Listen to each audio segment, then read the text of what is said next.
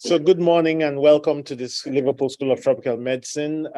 For those of you who've not been in Liverpool before, it's a lovely city. It's a lovely day to come to Liverpool. The School of Tropical Medicine, we're celebrating this year 125 years of research and impact. And we're looking forward to sharing all the great work that we do around the world, promoting research that impacts people who live in disadvantaged situations.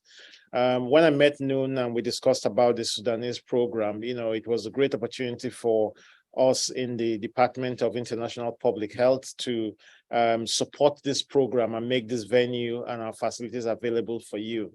I know there are many people online, and those of you who are here, I just wish you all the best in your deliberations today. And I hope that it's a very successful event. And I hope that in future, these facilities will be available for you for your program. So we just keep in touch, and I'm hoping that with funding opportunities for research going to Sudan, when those opportunities come, we'll reach out to people in your community, to link us up with colleagues in South Sudan. I personally have had several master's students from South Sudan here before, and one of my PhD students at the moment, second-year PhD student, is from South Sudan, off-site, very hard-working chap. So I wish you all the best today. I just wanted to come and make sure that you're settled and you feel welcome, and give my best wishes. Thank you.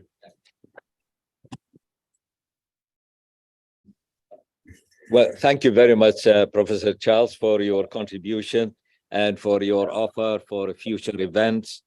Very kind. As you have seen, the school has really provided all sorts of facilities for us, and we are very grateful to that contribution the school has made. Just a few words about the program.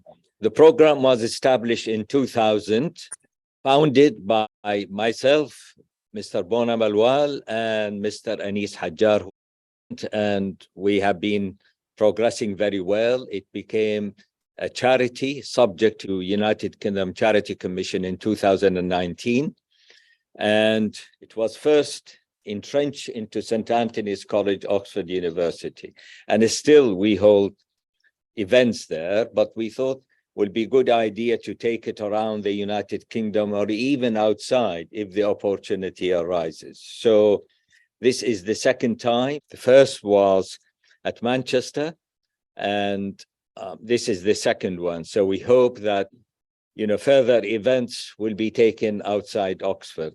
I had a long talk yesterday with some of our colleagues here, Fethi and Kamal, and about a future cooperation between the Sudanese community in Liverpool and the Sudanese program. I hope that will come to fruition in due course.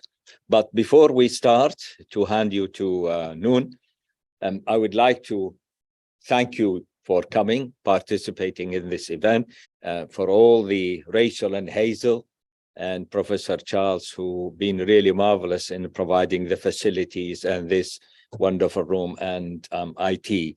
And also I like to thank personally Noon, who took on her responsibility to organize the conference from Liverpool side.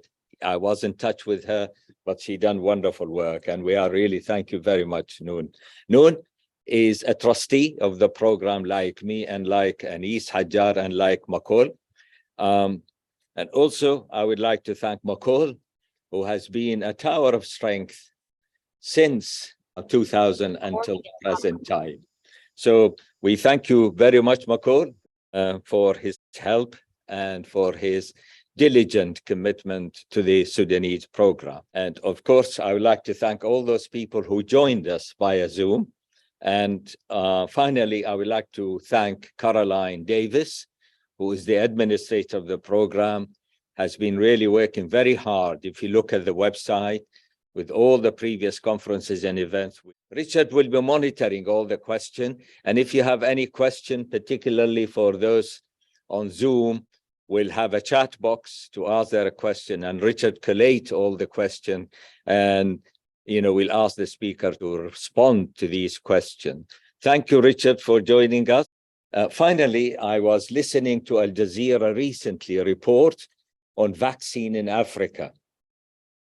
I was shocked, but hopeful that Africa produced only 1% of vaccine. This is the WHO report. 99% is either imported or donated to Africa. And by the year 2040, as the report said, Africa will produce 40%, which is encouraging, but we hope that Africa will go on producing more as quickly as possible because of the viruses increasing. Perhaps some of the contributors will talk about the difficulties of producing vaccine. Right, finally I will ask Noon to come and chair the first session. Noon, thank you very much.